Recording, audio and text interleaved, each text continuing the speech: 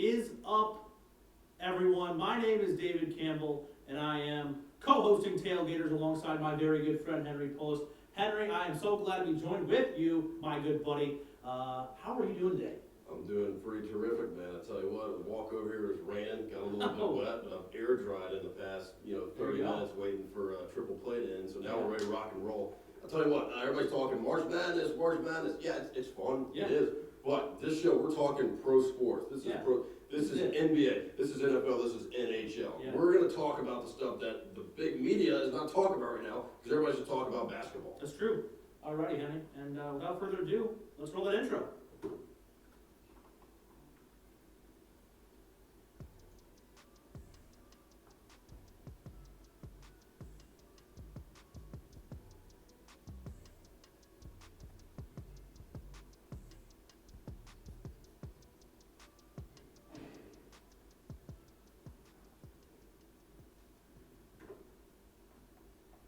The NFL Combine takes place every year in April before the draft, and this year they're doing it a little bit different because of COVID. Yeah. And so instead of having everybody gather in Indianapolis, instead they were going to go to the university's individual pro days. They've been doing that all throughout March. Yeah. And so there are capacity limits and COVID guidelines obviously enforced, and these pro days started back on March 5th. So I'm going to go through some of these big names, these big names ahead of the NFL draft. All right. We're going to start with Northwestern's pro day was on March 9th. Okay. We got Rashawn Slater. This guy is an absolute monster. This Yeah. dude is scary. 6'4", 304, moves really well for his size. We're at a 4.88 40-yard dash, 33 bench press reps, and a video emerged earlier this month of Slater back in 2019. He front squatted 495. Yeah. I remember I seeing mean, oh my gosh, like I'm a pretty big, strong guy. I can do one rep of 225, and then front squatting, I'm up to like maybe 225 for one. This dude's doing 33 reps Wow. and 495. I mean, this guy is unreal. Yeah. Then we're talking Clemson had their pro day on March 11th. Trevor Lawrence pretty much cemented himself as the #1 pick. I mean, if he hadn't already. yeah, if he hadn't already. I mean, he's out there. He needs labrum surgery on his left shoulder, and he's out there. I mean, he's making great throws. He's moving really well. He looks like he's lost a little bit of weight, but he's going to gain that back once he can lift again. For sure. Urban Meyer's in attendance. He did really well. Travis Etienne, in addition, ran a pair of 4.4 40-yard dashes. Wow. Weighed in at he's 5'11", 215 pounds. He looks great. He performed really well. Yeah. Another kind of like a Josh Allen adjacent prospect is Trey Lance out of North Dakota State. Yeah, yeah. He on March 12th, North Dakota State had their pro day, and he just wowed everyone. Okay.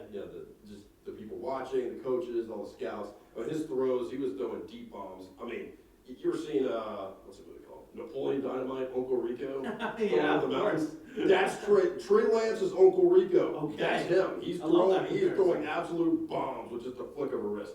All right, and he's projected first-round pick. He's kind of like Josh Allen. Big Trey Lance guy. Huge Trey Lance guy. Oh yeah. Originally from Marshall, Minnesota, and as a Minnesota man myself, gotta love Trey Lance. A little upset he didn't come to the Gophers, but Trey Lance is a heck of a prospect. He's actually my quarterback too, right behind Trevor Lawrence in the rankings. I think he is going to be a heck of a player. Ahead of Justin Fields. Ahead of Justin Fields. And what's his face Zach from Wilson. Zach Ahead Wilson. of Really? Zach Wilson. I love Trey Lance. All right. I'd be shocked if Trey Lance doesn't work out in the NFL. He does. I mean, he's got the build. Yeah, and he's athletic enough to. Yeah. Oh, for sure. Yeah. New age, better Megatron. This guy is Calvin Johnson, dude. Yeah. I mean, he's either like a more athletic Travis Kelce or like a bigger, stronger Calvin Johnson. Yeah. He's a mismatch. I mean, he's a matchup nightmare. Yeah. A mismatch. I mean, this guy is incredible. All right, He is. let's keep it rolling. This is a guy we're talking on the phone earlier today, talking about We the did. show, and you said you want to talk about Rondale Moore that's out of Purdue. So let's talk about Rondale Moore. I'd love to. We're measured in at 5'7", 180 pounds. Ran a blazing 4.29 40 and a 42.5-inch vertical. Keep in mind, this guy is 5'7", jumping 42.5 feet in the air. That's where I'm about 6'2", so if I'm like down here, and then he's getting like all the way up there. I mean, this guy is unreal. Let's talk. Tell me about, what do you think of Rondale Moore? I'm gonna be honest with you. Henry. Rondale Moore was not in my top 5 wide receivers before today. Now he's in the top 5. This is again 2 straight years of an amazing wide receiver draft class. Just stars across the board. And Rondale Moore shows up there. I mean, people are forgetting what he can do. And you can can talk about the 40 time being unofficial, whatever. What's not unofficial is that vertical. 42 and a half is absolutely unreal. Oh, yeah. And for a guy of his size, and we know he's fast. That's like some basketball stuff. I don't need a 40 timer for you to tell me how fast Rondale Moore is. He's quick. Yeah. He's quick. Yeah, 42 and a half verticals, like, that's like basketball stuff. Yeah. Like, you probably dunk with that, don't you think? Yeah, absolutely. If he goes to an offense that utilizes him correctly, he's the next Tyreek Hill. Him and Waddle, and of course Kadarius Toney out of Florida. I mean, weapons in this class. That's the mantra. Weapons all across the board. Yeah, final thing we'll talk about these pro days in the NFL is reigning national champs Alabama had their official pro day today. Patrick Surtain II, he's a little bit of a lesser known because everybody knows about Najee Harris and Mac Jones and Devontae Smith.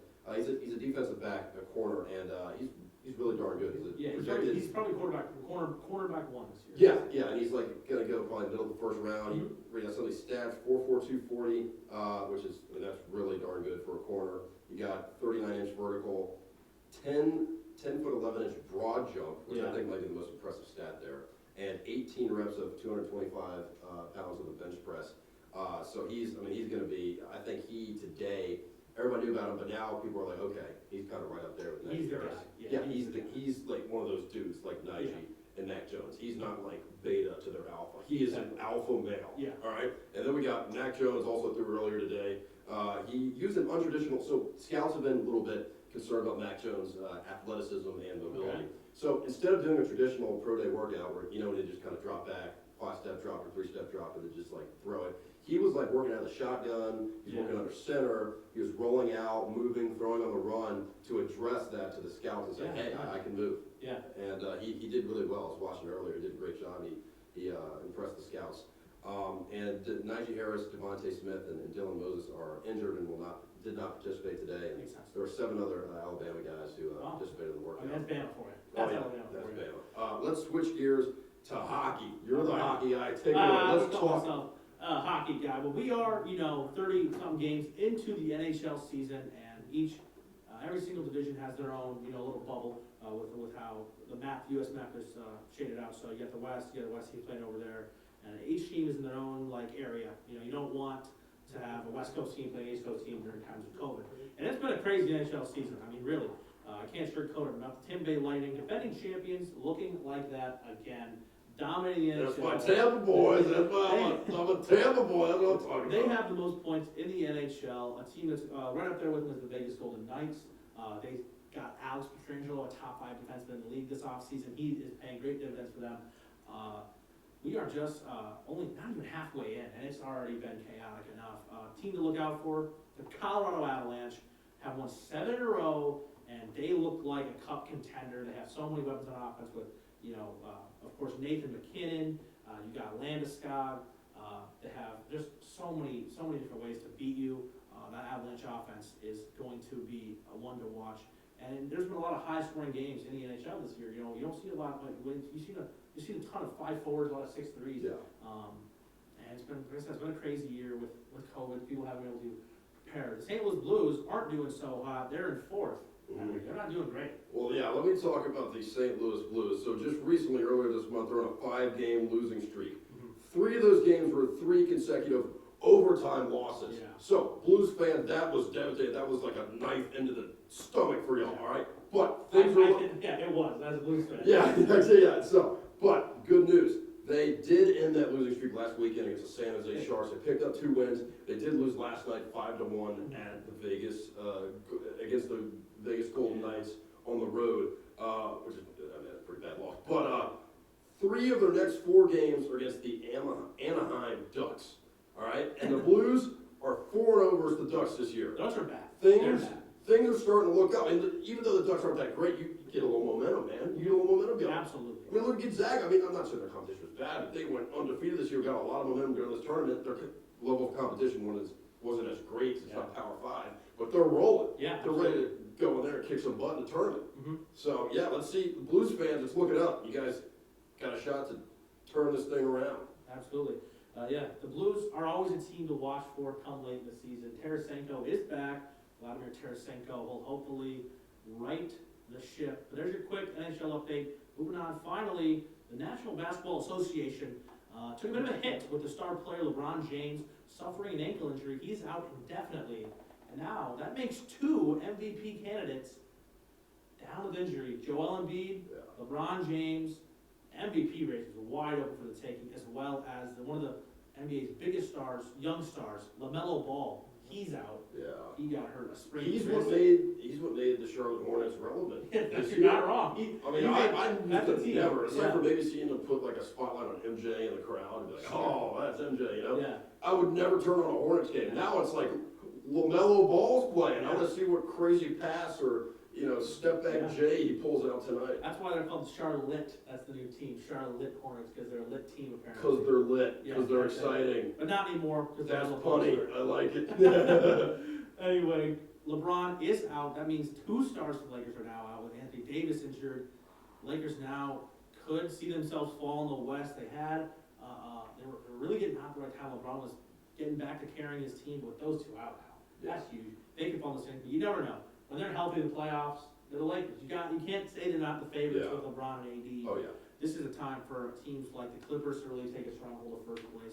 So the Nuggets, the Utah Jazz have been struggling of late. They started off the season really hot. The Western Conference is wide open, much like the MVP race, which I think Nikola Jokic is going to take the MVP this year for the Nuggets. If they get hot, if they get a top 4 seed, then I really don't see how Jokic can't take it. He just needs to play well in the next couple of weeks. Really just cement himself in first place with Embiid out. So Jokic is put the numbers 2. I mean, he's unreal. Oh yeah, Unreal. Jokic is averaging 27 points per game, 11 rebounds per game, and about 8.5 assists per You game. don't see that as a center. No, this guy See is, that. he's making centers cool again, Yeah. all right? He's like ever since Shaq, Yeah. all right? As a matter of fact, he's looking to become the first MVP since Shaq won it back in 1999, the 1999-2000 season. Okay, yeah. That season Shaq won it. He's looking to become the first center. I mean, I know was it Kevin Garnett and I think Tim Duncan and Dwight won it. Howard. Dwight Howard won it? I feel like Dwight No, Howard. he didn't. He didn't win it. I think He didn't he win it? almost did. But anyway, those other guys, those are power forwards. This Jokic is just a center, but he's redefining the center position. This guy is 6'11", 284 pounds, shooting 42.5% from 3-point land. You don't see that. That is unreal. You don't see that. That is unreal. And he's got the Denver Nuggets now in the 5th place in the Western Conference. And like you said, if they can stay in the top 5 in the Western Conference, or he said top 4, he's going to get the MVP. Yeah. He's getting the MVP. The other guy I want to talk about for the MVP is Dame time. Oh, baby. Damian Lillard. This guy, he's going to go down as one of the most clutch guys ever in the NBA. He's the most clutch player in the league. Right? Oh, yeah, for sure. Averaging 30.5 points per game, 5.5 rebounds, and about 8 assists per game. Again, the most clutch player in the NBA. He's going to be arguably one of the most clutch of all time, up there with the Michael Jordan once he's done, in my opinion. All right? He led a... We were I was going to say something real quick, and this might be a controversial opinion, Henry. It was a hot take. And I might get some hate for this, but we're just saying it. Close the laptop. Oh, wow. Damian Lillard is the best point guard in the NBA. Whoa! I think he's better than Steph. Whoa! I think he's better than Steph. I think he's better than Steph. I've had this It's heating up in here. I've had this opinion for a while, and I'm coming out and saying it now. I think what he did in the bubble, and then what he did now with Curry being hurt. I mean, come on. I think he's Kyrie? Nah, Steph? Nah. I think he's better than Steph. I think he's better than Steph. Oh my gosh, Steph Curry is the greatest shooter to ever live, Yeah. to ever walk on the planet Earth. Right now. Steph all time, easily better, but right now I think it's Damian Lillard. Right now it's Damian Lillard. You're shook up a little I gotta take a second to process that, man. Wow, that's a big thing right there. You Yeah. need to close the laptop for that. All right, but honestly, I'm not gonna act like he's preposterous. I mean, he is one of the best. Yeah. It's just oh man, Steph is a Hall of Famer. Oh, I know. So is Dame. he is. You're right. All right. Well, he is. To go with your point, he's averaging about 30.5 points per game, 4.5 rebounds, and about 8 assists per game. He finished the game. So let's see. Led a 17-point fourth quarter comeback against the Pelicans last Tuesday. Nice. Finished the game with 50 points. Mhm. Then drops 36 points in another win against the Pelicans that next Thursday. This dude is a stone cold killer, so I get why you would say that. Yeah. And he's got the Blazers in 6th place in the Western They're Conference. going to go up too. I got a feeling they're going to go up. CJ McCollum's going to come back for them, and so is Nurkic. So I like the Blazers get a top 4 seed in the West this year. I really do. You think so? I do. The more I think about it, that's you got what are the other point guards? You got Steph, Luka's a point guard. Luka. Luka I think has a of point Luka guard. forward, but all right, Luka, Like Ben Kyrie, Simmons, Ben Simmons, Trey. Trey. Dude, you know, Kobe White. the more I think about it, man, like you might, you got a great I'm, point, I'm, Dave. I'm persuading Henry to lie right Dame's now. on fire. I would going still, on? like, here's the deal though, I'd still give Steph the edge. Okay, I got Dame as my number 2, because Steph is the greatest shooter ever, you're not wrong. and he put the Warriors on the map, Yeah. just like Dame did put the Trailblazers on the map. But I like that take. Yeah. That's a hot take, but I like it. Yeah. And I don't say that about all the hot takes, because some of them are just stupid. All right? But now we got Giannis Antetokounmpo. All That's right, right. he's got as many syllables in his last name as fingers on his hands. So Yeah. it's hard to say his name. All right, seeking to win his 3rd MVP in a row, Yeah. averaging 29 a game, about 12 rebounds and 6 assists per game. Just led a second half comeback last week against Philadelphia. We're losing by like 19 in the second half. Giannis takes his game to another level, turns into Superman, wins in overtime, finishes with 32 points. Do you think he right now is, like, I was checking the NBA website, he's number 3 on the MVP race. Do you think Giannis has got a chance to maybe jump Damian or Dame Time or Nikola Jokic, or do you think he's not It's tough. the MVP? And here's the problem with Giannis. He's putting up numbers that are MVP worthy for sure. But he's won the previous 2 years. Yeah. And voter fatigue is unfortunately a thing. If Giannis won again this year, I wouldn't be mad. Like, he's deserving of it. The Bucks are a really good team. They might move into a very high seed in the East. But the voters don't want to see the same MVP for years in a row. They want to see someone new. They like what Jokic is bringing. They like what Dame's bringing for sure. And I don't think it's very likely at all. Which is unfortunate, because I think he does, in some ways he does deserve it. However, we got a lot of season left. And we'll see what happens. So if he just goes on a tear, how do you not give it to him? I don't care if it's 3 straight. It's Giannis Antetokounmpo. Yeah, and dude, that's a great point, the voter fatigue. Yeah. Because, like, I mean, you're right, it gets, like, redundant, you know what I'm saying? Like, I think LeBron James, he's got, what, 4 MVPs in his career? Yeah, that's something But he won it 2 years in a row. Yeah. Both times to get the 4. He won it 2 years in a row, and then somebody else got it, and then he got it again. So that might be another instance of voter fatigue. That's a great point. Absolutely. But yeah, I mean, he leads the Bucks in points, rebounds, and assists per game. He's got the Bucks 3rd place in the East. I mean, Good team, man. this is going to be very interesting, especially if LeBron or Joel Embiid. Did they get the MVP after the playoffs? Yeah, it's after the playoffs. Is it based? No, it's not. The playoffs aren't included. It's a regular season award. Okay, I got you. Given after the playoffs. I gotcha. It'll be interesting though if they can come back late this season, Maybe. LeBron or Joel Embiid, Yeah, and for maybe they end up getting it. You know what I'm Yeah, saying? Maybe they like have a maybe. great finish of the season. And people are like, wow. Embiid especially, because they want Embiid to win it. They do for sure because Yeah. he's been. I mean, he's a likable guy. I mean, he's funny. For some people. I like Embiid too. I just know some people who hate Embiid. So. Yeah, he's just from what I've seen, Yeah. he's a funny, charismatic dude. You know what I'm saying? So I do think Embiid is who everybody wants. That's true. But why don't you close us out, Big Dave? That's Because that's right, all we got for this show. That's all we got today with Tailgaters. Big updates from around the pro sports world in the United States. And for I got one more thing. Go for it. I closed last week's episode of Tailgaters by saying, looking straight at that camera and saying, make your bracket, but you might as well not because mine is better than yours. Yeah. And I'm here to retract that statement. I'm here to retract. I had Oklahoma State versus Iowa in the finals. I know Oklahoma State in the final. And they're both gone. Yeah, it's unfortunate. They're both gone. So, yeah, my bracket, and I didn't really get any of the upsets. But the first game, I had Virginia Tech beating Florida. That was There the you go. first game of the round of 64. That's not good. Bracket crumbled. Yeah. So, yeah, I'm here to retract.